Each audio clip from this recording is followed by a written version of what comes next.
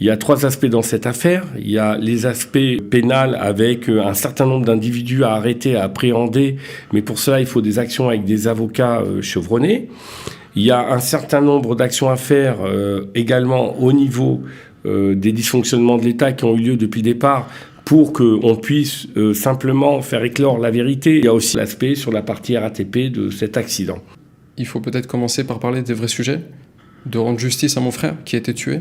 C'est peut-être ça qui est le plus important. Je comprends pas pourquoi est-ce que je vois des photos de dirigeants communautaires qui diffusent des images d'eux dans des musées ou je ne sais où, qui parlent de l'antisémitisme, alors que Jérémy Cohen a été tué, alors qu'eux étaient les présidents de ces institutions, et ils se taisent. Il y a un an, le 16 février 2022, Jérémy Cohen a été percuté par un tramway à Bobigny juste après avoir été frappé par plusieurs personnes, transporté à l'hôpital. Le jeune Jérémy est décédé de ses blessures quelques heures après. Où en est l'enquête ? Qu'a fait la police depuis ? Et surtout, comment se porte la famille ? C'est ce que nous allons essayer de vérifier aujourd'hui avec nos invités, puisque nous sommes très heureux et très émus de recevoir le père de Jérémy Cohen, Gérald Cohen. Bonjour. Bonjour Olivier Granilli, merci de nous recevoir et vraiment merci Studio Qualita de nous permettre de venir nous exprimer. Merci d'être avec nous dans le studio. Et puis nous sommes aussi avec Raphaël Cohen, qui est le frère de Jérémy. Raphaël, bonjour. Merci d'être avec nous. Je voudrais commencer avec vous, Monsieur Cohen. On est juste un an après cette terrible affaire et le décès de Jérémy. Et j'ai envie de vous demander comment allez-vous ? J'essaye de continuer parce que j'ai d'autres enfants, mais je suis très malheureux de ne pas avoir pu sauver mon fils, sincèrement.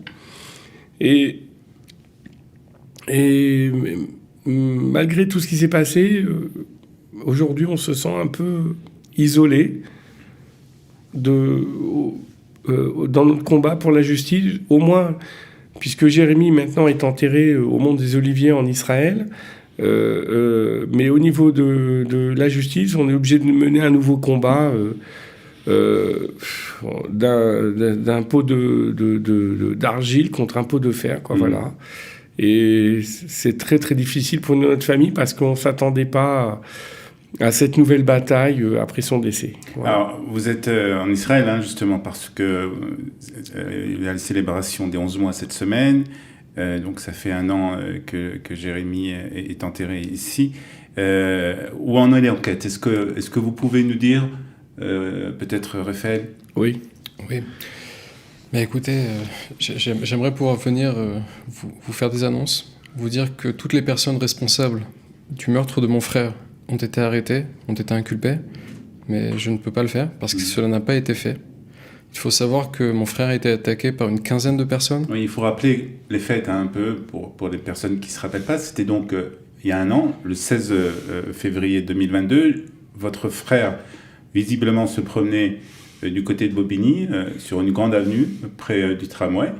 Et il a été attaqué par plusieurs personnes. Il y a une vidéo qui a circulé à l'époque, qui a fait beaucoup le buzz, justement, sur cette affaire. Et on voit très visiblement dans cette vidéo que Jérémy, votre frère, est attaqué par plusieurs personnes. Et après, il essaye de s'échapper et il est percuté par le tramway. Absolument. Donc en fait, cette vidéo est sans appel. On constate clairement qu'il y avait un groupe de personnes qui étaient impliquées dans son agression. Je tiens à rappeler également qu'initialement, le parquet de Bobigny, avec la police, avait estimé qu'il s'agissait d'un accident et pas d'une agression. Et c'est uniquement lorsque nous avons obtenu la vidéo, quand je dis nous, c'est la famille, ce n'est pas la police, ce n'est pas le parquet, c'est la famille. Vous avez fait un appel sur les réseaux sociaux. On a fait même plus que ça, on s'est déplacé, alors que même que le corps de mon frère était à l'institut médico-légal, mon frère Gabriel et moi-même, et ma petite sœur Anaëlle, on a été nous-mêmes à Bobigny, tractés dans les boîtes aux lettres, pour demander aux habitants et aux gens qui étaient sur place s'ils avaient des informations. Et une personne qui était sur place nous a transmis cette vidéo par la suite et on a découvert ce qui s'est réellement passé. Ce travail n'a pas été effectué par la police, ça a été effectué par la famille. Et le problème qu'il y a, c'est que aujourd'hui, un an après, les personnes qui ont participé à ça, une grande partie d'entre elles sont toujours en liberté. 2 personnes à l'heure actuelle ont été écrouées, mais que se passe-t-il avec les autres ? Moi, j'aimerais dire que... Juste un mot, c'est... Oui, bien sûr. Voilà. J'aimerais dire simplement que depuis le mois de mai 2022, nous n'avons aucun nouvel élément sur l'avancement de l'enquête. Notre famille est tenue complètement à l'écart de ce qui se passe, et l'avocat qui représente une partie de notre famille n'a obtenu aucun nouvel élément à ce jour. Est-ce que vous savez un peu plus de choses sur ce que la police a essayé de faire ? Est-ce qu'elle a essayé de retrouver certaines personnes ? Qu'elle a essayé peut-être... on sait que c'est une rue commerçante où il y a des caméras de partout. Est-ce qu'elle a essayé de retrouver des films de ces... Oui et non. Alors, je vais vous expliquer pourquoi je dis oui et non. Non, parce qu'au départ, on nous a toujours orientés pendant presque un bon mois vers un accident, alors que tous les éléments étaient là. Oui, parce que nous avons forcé la situation en amenant nous-mêmes des preuves, en déposant nous-mêmes 2 plaintes, mon fils Raphaël Gabriel et mon épouse Evelyne. Et à chaque fois, la police devait demander l'autorisation au parquet pour prendre les plaintes. Par contre, par la suite, quand on a voulu encore faire d'autres démarches, quand on a été auprès d'autres administrations de la préfecture, on a eu des rejets, malgré qu'ils étaient au courant de tout, on ne sait pas pourquoi.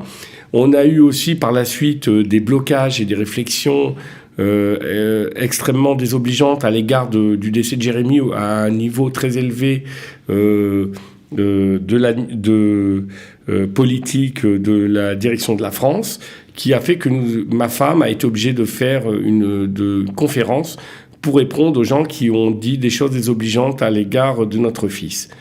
Donc, une fois que les plaintes ont été déposées avec preuve à l'appui, parce que Raphaël et Gabriel ils ont fait toute cette enquête, là, la police a commencé à faire un travail, à commencer à convoquer les gens. Il y a eu un changement d'équipe, c'est plus la même équipe qui a travaillé.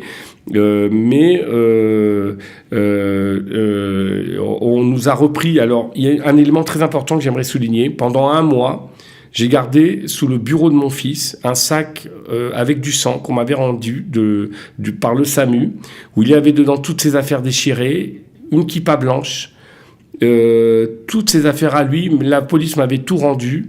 Et un mois après, on m'a dit, il faut tout rendre. Ils nous ont dit, qu'est-ce qui a touché ce sac ? On a dit, c'est nous. Donc, on est retourné à la police, on a ramené le sac, on a même prélevé l'ADN à moi et à mon épouse, et tout a été mis sous scellé, puisque l'enquête redémarrait comme une enquête, enfin, criminelle. Mais c'était un mois après les faits. Un mois après les faits, le sac est resté un mois sous le bureau de mon fils, décédé dans sa chambre. Et ce sac, avec les affaires qui restent, est toujours chez moi à la maison. Voilà. Est-ce que vous savez, Marie-Fab, pourquoi Jérémy était à cet endroit-là à 20h30, c'était à peu près ce 16 février ? Est-ce qu'on a des informations sur ça ? À notre connaissance, il n'y a pas d'informations particulières. Ce que j'aimerais dire, c'est que mon frère, c'était quelqu'un qui aimait beaucoup se déplacer. Notre famille est originaire du 93, donc en réalité, c'est pas très loin de l'endroit où son décès s'est produit. Ça s'est passé sur une grande avenue, l'avenue Jean Jaurès, une avenue éclairée avec de nombreux commerces. Mon frère d'ailleurs avait fait quelques courses juste avant de se faire agresser. Donc pour nous, il n'y a rien d'anormal à ce qu'il se trouve à proximité de son domicile à une heure correcte. Donc non, pour nous, il n'y a pas de point particulier à ce niveau-là. Oui. Voilà. C'est un endroit où il y a beaucoup de personnes Absolument. Qui se promènent. C'est une rue commerçante et il n'y a aucune raison de ne pas se promener dans cet endroit-là. Mais disons que la seule vraie raison, c'est peut-être qu'il y a des rues ou des endroits où des gens qui sont identifiés comme juifs ne peuvent plus se rendre en France aujourd'hui. Et c'est peut-être ça. Ça a peut-être été l'erreur de mon frère de penser qu'il pouvait se déplacer librement. Il se promenait avec une kippa, Jérémy ? Jérémy avait tout le temps sa kippa, mais pas pour les mêmes raisons forcément que tout le monde, parce que lui, il mettait les choses où il se sentait bien, et cette kippa blanche, il aimait bien, parce qu'il se sentait bien avec. Bien sûr, c'est un enfant qui a été éduqué dans une école juive, avec une éducation juive, avec un chinour juif. Il aimait la Torah, il aimait aller à la synagogue. Il a même été, il a passé son bac ici à la Chava à Tzioni. Son professeur, Monsieur Selam, comment il s'appelle ? Le Rav Silam. Le Rav Silam, qui était professeur de physique, quand Jérémy est décédé, a témoigné de ses très très bonnes notes et de son sérieux. Malgré toutes ces difficultés. Donc, voilà. Et Jérémy, il avait une fierté à se balader avec sa kippa blanche parce qu'il aimait bien. C'est comme quelqu'un, il a un beau jean ou une belle chemise, ou voilà. Mais Jérémy, et d'ailleurs, le SAMU a noté dans le rapport qu'il y avait une kippa. Et dans le sac qu'on nous a rendu, il y avait une kippa. Et on a la liste des affaires du SAMU où la kippa blanche est mentionnée et elle était sur le sac. D'ailleurs, la kippa a été reprise par la police après pour analyse ADN. Alors aujourd'hui, vous avez, je suppose, comme vous l'avez dit, Raphaël, vous avez essayé d'avoir des informations sur le stade de l'enquête, où ça en était, s'il y avait eu d'autres arrestations, s'il y avait eu d'autres investigations qui avaient été faites. Et pour le moment, vous vous confrontez à un mur, en fait ? Oui, parce qu'on a deux difficultés. Pour moi, peut-être qu'il y a une autre manière de voir les choses, mais pour moi, ce que je vois aujourd'hui, c'est qu'on a notre difficulté de manière familiale, parce qu'il y a trois aspects dans cette affaire. Il y a les aspects pénals avec un certain nombre d'individus à arrêter, à appréhender, mais pour cela, il faut des actions avec des avocats chevronnés. Il y a un certain nombre d'actions à faire également au niveau des dysfonctionnements de l'État qui ont eu lieu depuis le départ pour qu'on puisse simplement faire éclore la vérité et savoir exactement ce qui s'est passé. Et il y a aussi un aspect qu'on n'a pas vérifié également, l'aspect sur la partie RATP de cet accident. Et donc il faut plusieurs équipes d'avocats. Ça fait 1 an qu'on essaie de lutter. On a eu des avocats qui sont venus au départ avec nous à la lumière de ce drame et qui étaient contents de venir avec nous dans les studios de télé et ailleurs, mais qui par la suite, pour différentes raisons, ne sont pas restés avec nous. Donc aujourd'hui, on est dans une situation où on a un manque cruel d'avocats. La première raison, pour moi, elle est financière. Et la seconde, des fois, il y a aussi des désaccords familiales, parce que des fois, on nous explique que telle action, on ne doit pas le faire. Nous, ce qu'on veut, c'est la vérité. Et puis, il y a des gens qui nous disent non, ça c'est trop. Ben, on dit non, notre fils a été massacré, notre fils a été tué, et on veut que la vérité soit faite conformément à la loi et au code pénal. Et donc, aujourd'hui, on a créé une association, justement, pour simplement avoir le minimum, je dis bien le minimum, pour éventuellement, si on y arrive, avoir les fonds nécessaires pour simplement rendre justice à Jérémy. Voilà. Vous avez essayé, Raphaël, peut-être de contacter les autorités, les responsables communautaires en France, que ce soit le FSJU, que ce soit le CRIF. Absolument. Est-ce que vous avez essayé d'avoir peut-être leur aide aussi de ce côté-là ? Tout à fait. D'abord, j'aimerais dire que cette affaire, c'est une affaire de notoriété publique. C'est une affaire qui a reçu une très grande couverture médiatique à l'échelle nationale en France. Il y a 1 an. Voilà. Donc c'était une chose qui était connue. Nous, à ce moment-là, on n'a pas constaté un réel soutien pour faire face à cette situation. Et ce qui m'a vraiment étonné, c'est que par la suite également, on s'est retrouvé vraiment livré à nous-mêmes. Plus récemment, j'ai mes parents qui ont rencontré la direction du CRIF. Et la seule chose qu'on leur a proposé, c'est de rencontrer des psychologues. Donc, j'entends qu'il faut une aide psychologique. Mais je pense qu'avant de parler de ça, il faut peut-être commencer par parler des vrais sujets, de rendre justice à mon frère qui a été tué. C'est peut-être ça qui est le plus important. Moi, je vais vous dire une chose, je comprends pas pourquoi est-ce que je vois des photos de dirigeants communautaires qui diffusent des images d'eux dans des musées ou je ne sais où, qui parlent de l'antisémitisme, alors que Jérémy Cohen a été tué, alors qu'eux étaient les présidents de ces institutions, et ils se taisent. Ils rencontrent fréquemment les ministres de la Justice, les premiers ministres de France, les gens importants. Ils ne leur posent pas la question. Que se passe-t-il avec Jérémy Cohen ? Que se passe-t-il avec la famille de Jérémy Cohen ? Est-ce que le dossier avance ? C'est leur rôle. Ils sont représentants de la communauté de France. Pourquoi est-ce qu'on ne les entend pas sur ce sujet ? Pourquoi est-ce que nous, la famille, on doit venir ici, à Kalita, pour pouvoir parler de ce sujet-là ? Est-ce que ça ne devrait pas normalement se faire naturellement ? Il ne devrait pas y avoir un soutien des institutions chez les familles qui sont victimes de ce genre de choses ? Et j'aimerais vous remercier parce que nous avons l'opportunité de nous exprimer. Mais il y a malheureusement d'autres familles en France qui ont subi des crimes très graves. Je pense à la famille Haddad, je pense à la famille Hadjadj. On n'est pas les seuls malheureusement à subir ces choses-là et on est tous isolés, on n'a pas de soutien. Voilà. Vous sentez aussi ce même sentiment ? Moi, j'ai été voir la direction du CRIF, mais ils savent qu'on a besoin d'une aide financière et qu'on n'a pas la finance pour les avocats. Alors, je ne sais pas s'ils vont nous aider ou pas. Mais le sentiment que j'ai aujourd'hui, que ce soit nous ou Eyal Haddad là également qui a été assassiné, il y a eu aussi voilà, je ne sais pas l'aide qu'il a eu, qu'il n'a pas eu, mais je sais que la famille, le jour de l'enterrement, ils étaient même pas une dizaine. Et après, ils ont dû lutter tout seuls. Alors, il y a, c'est Madame Chana Bismuth de l'association Paul Marère qui a énormément fait pour l'enterrement, pour essayer de, voilà, d'aider. Nous, moi, on a essayé de participer comme on pouvait. Mais je sens qu'ils ont eu un isolement énorme. Je ne sais pas maintenant la situation aujourd'hui, sincèrement, au niveau avocat. Mais je crois qu'ils ont subi un isolement assez violent, eux aussi. Alors donc vous avez créé, comme vous l'avez dit, une association en France qui essaie comme ça de collecter des fonds pour justement financer des avocats. Mais d'une manière générale, et on va terminer avec ça, Monsieur Cohen, qu'est-ce que vous demandez aujourd'hui? Vous voulez quoi? La vérité? Moi, honnêtement, je suis malheureux qu'on ait dû faire une enquête pour simplement dire que Jérémy avait été massacré avant et qu'en se sauvant, il a été tué. J'aurais voulu que la police fasse son travail et qu'on n'ait pas eu à le faire. J'aurais voulu avoir un soutien de la communauté juive naturelle et avoir des gens qui nous aident, qu'on n'est pas obligé d'aller quémander à droite, à gauche, simplement pour aujourd'hui, on ne l'oublie pas. Pour simplement faire éclater la vérité, parce que nous, en dehors de ça, on n'a aucun besoin.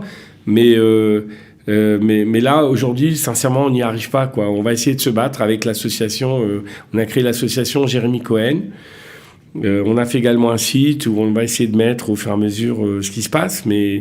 Mais là, aujourd'hui, on n'y arrive pas pour la vérité, parce que des deux côtés, si on n'a pas une action forte avec des avocats chevronnés et capables de booster un peu dans le cadre de la loi la justice, eh ben, Jérémy n'aura pas de justice. Et je vais vous dire une chose assez grave. Si on n'arrive pas à avoir les avocats nécessaires pour nous aider, on n'ira pas au procès. Moi, je n'irai pas au procès. Je resterai à l'extérieur. Je dirais qu'aujourd'hui, malgré tout ce qui s'est passé, on n'a pas d'avocat. Alors voilà, on fera une conférence à l'extérieur et on partira. Puis la justice française fera ce qu'elle veut, et la communauté juive fera ce qu'elle veut, et nous, on se débrouillera. Il nous restera juste notre fils qui est au cimetière, et voilà. C'est une situation frustrante. C'est une situation difficile, mais je pense qu'on va y arriver. Je pense qu'il y a des gens qui veulent nous aider. Si Hachem veut le décider. Il y a des gens dans la communauté qui sont avec nous. Lorsqu'on était au Mont des Oliviers il y a quelques jours, on était avec plus d'une dizaine de personnes qui nous ont accompagnés. Il y a des gens qui depuis le début sont avec nous, comme Madame Chana Bismuth qui nous soutient, mais d'autres également. Donc je pense qu'il y aura une réussite à la fin de tout ça. En tout cas, vous êtes bien entendu toujours les bienvenus, et on sera très heureux d'avoir des éléments nouveaux concernant justement la progression de cette enquête. Et on va vous souhaiter bien entendu beaucoup de courage encore. Merci Olivier. Et si on a vraiment quelque chose d'important à voter, la priorité sera toujours donnée à Radio Kalita, qui est dans notre cœur également. Beaucoup de courage pour vous et pour toute votre famille. Et merci beaucoup d'avoir Merci à vous, merci Olivier, merci à vous de m'avoir permis d'être venu. Merci.